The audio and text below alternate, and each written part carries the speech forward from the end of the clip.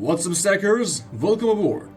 The mechanics of a game are what that make the game the way it is. And sometimes they're so well designed or iconic that will make an extraordinary game. But gameplay mechanics are not all that there is to it. Some games require an environment for you to explore, or it's where the act of the game takes place. And that's the map. There are some well designed and iconic maps for some games that made them memorable. Maps are so important to the games that require them. If a game has good mechanics but bad maps, you can't make use of the mechanics. In competitive shooters, maps hold a significant importance because of the nature of this genre, because it affects the game so much, the way the advantages are distributed throughout the locations, the way the objective should be carried out in the map, and so on. Counter-Strike has a very rich history regarding its maps, and also CS maps have more effect in the gameplay compared to other shooter games, because of the nature of Counter-Strike. Some maps remained the same through the 20-year journey of Counter-Strike, or got away with the minimum adjustments, and some were significantly changed or altered. And of course, some are not that old and are younger compared to the other ones. Now let's put the lore aside and get to our point, which is rating CS maps and their current state,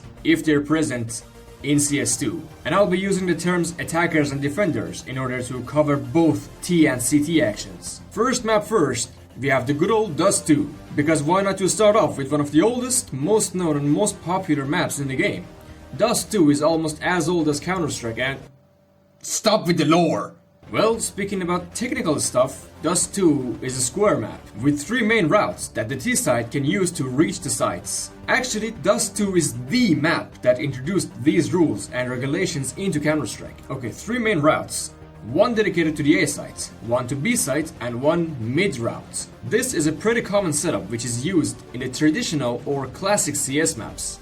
Aside from the main routes, there are other ways that connect different parts of the map to each other. The tunnel connects mid to the dedicated route to B, and short and cat or catwalk connect mid directly to the A site instead of the route. The mid is connected to the dedicated A route too. It's connected to the B route from bottom mid tunnels, as I said earlier, and it's connected to the A route from top mid. The sites are connected to each other through city spawn, and that pretty much summarizes the structure of the map in simplified terms, and only focusing on the skeleton, not the details and other specific features. That's not everything.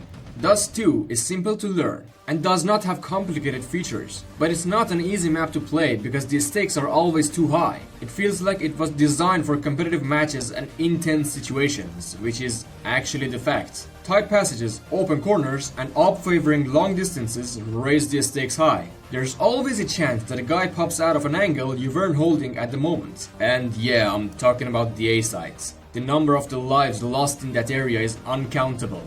That place is haunted by the souls of the dead. Even though it's a difficult map to play, it can't be denied that this map is a masterpiece of design. Consider that Dust 2 remained almost unchanged for about 25 years. Yes, almost. And I'm talking about the wall here. It has some traits that makes it this popular and loved. It's kinda the Counter-Strike map. Dust 2 is good, but it's nothing special, so I'm gonna say it's average in total. For the next map, we have Mirage, also a popular and well-known map, present in Counter-Strike for a long time. Mirage also follows the 3 routes rule. One dedicated route to A, which actually features 2 entrances to the site, one dedicated route to B, one mid route, 2 paths connecting mid to each site that are the connector and cat, which is very similar to Dust 2 cat, and featuring underpass, which connects bottom mid to the main B route. And this area containing jungle, nest and ladder, which connects city spawn, A sites, mid and short. And also the 2 sites are connected through city spawn. Mirage is a more balanced map compared to Dust 2 and has fewer long distances. It also has increased vertical gameplay. I could put Mirage on S, but B apps makes it not good for that spot. The next in the list is Inferno. This one's a bit different. It has a dedicated route for each bomb site, but they are very narrow, which makes it easy to defend and hard to rush or retake. It also has 2 mids that are connected through underpass and bottom mid. I personally want to say that this design breaks the 3 routes rule, but I found reasons to not to. A route doesn't mean just any passage from one point to another. It's about the purpose they serve, and those double mids together serve the purpose of the mid route. There are also passages around the A site that can be accessed through mid for the attackers to take the sites, and both sites are connected through city spawn. The bomb sites are huge yet secluded areas, and the corners you have to cross to reach them are odd, and the attackers are easy to stop or sabotage. Inferno is neither that bad nor that good, so it's another B. Cache. What a map! But unfortunately it's not currently present in CS2.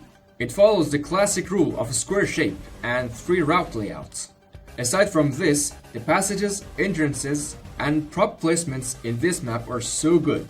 And it's also very broad and it's not scuffed. It doesn't suffocate players like Inferno does. And it's a really fun map to play. Cache goes here.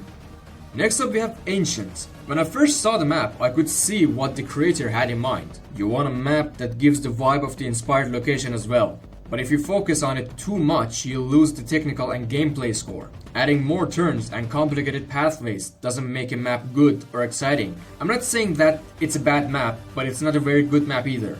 And for what I just said, I had canals in mind. It had a really high potential, but it didn't have the adjustments it needed. Now back to Ancient, it has some unnecessary features that makes me believe that it's not one of the best maps in the game. It also needs some micro changes and adjustments to make the map and its gameplay refined. Below average in my opinion. Cobblestone was a nice map. It had received its reworks and was a polished one. It's not currently in the CS2 map pool, but it seems like that it will be added soon. It follows the previously mentioned rules and has more interesting features too. Unlike any other map, it's giving the T side the high ground advantage in mid. The same goes for Skyfall 2. Mostly, the T's have the high ground in Cobblestone, unless they try to cross mid to A, where they lose this advantage in tunnel and ramp. One other interesting feature is that mid leads directly to A and city spawn, and city spawn is located by the A site. Then B site is located in the other side of the map, further away from city spawn, with only 2 routes with 2 entrances for the T's to reach it. I've been rating the maps in their most recent states, but it doesn't feel right for me to do this to Cobblestone. After that Halloween updates, it was pretty much ruined, and some key elements were removed from the map, like the tunnel, so I'm gonna ignore the final version this time. C for Cobblestone. Hahaha.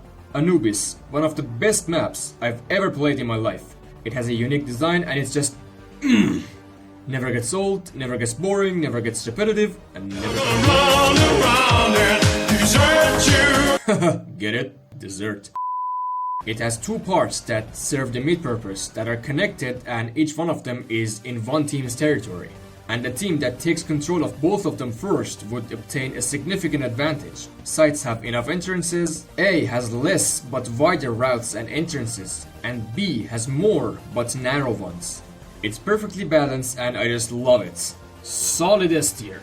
Now that I'm trimming the voice, I noticed that how my voice changed from the deeper voice I used for the video to my normal voice. I kept losing track of it. Now that we're done with the classic maps, let's go over to the modern maps. Maps that don't follow the classic rules and have more creative and unique designs. And the first one is Nuke. Nuke is a map with its bomb sites stacked on the top of each other, which means it has 2 layers, with an outside area that gives the T side enough options to play the game. Any position can create a new option for you. This time, the city spawn is located outside the main area, with a quick access to A and relatively later access to the B sites. The interior design is good too. It opens the door to many different strategies and possibilities, but limits the way the smoke grenades are used for the T side because of the indoor area. Everything you do could be an effective action, and you have to think more to play this map. It's a combination of everything in Counter-Strike, and one of the best Counter-Strike maps. This one's an S2, 10 out of 10. The first version of Overpass was a disaster, but it grew to be one of the best CS maps. 2 layers, 2 entrances and at least 2 routes for each site. City spawn is located in the A site, exposed A site with long distances in front of it, and B site with the city site having high ground from the nest. The T site has options too by using utility, and that's why I like this map. I'm giving Overpass an A. Vertigo. Oh, too much vertical gameplay. You have to climb up the map to reach the bomb sites as the T side. CTs have too much high ground advantage, too many hiding spots for them as well. Playing Vertigo is too tiring and boring. It's something in between modern and classic. The A and B routes are vertical, and there's the classic mid with its purpose. Everything has just been compressed in a tight square. Vertigo. And the last but not the least, train. What the fuck? Long narrow passages for the T-site to push, just to reach massive areas around the bomb sites. And wherever you go, you sense an op thirsting for your ass. Train is being reworked and will be added back to Counter-Strike. I just hope that it won't look like anything like its previous version.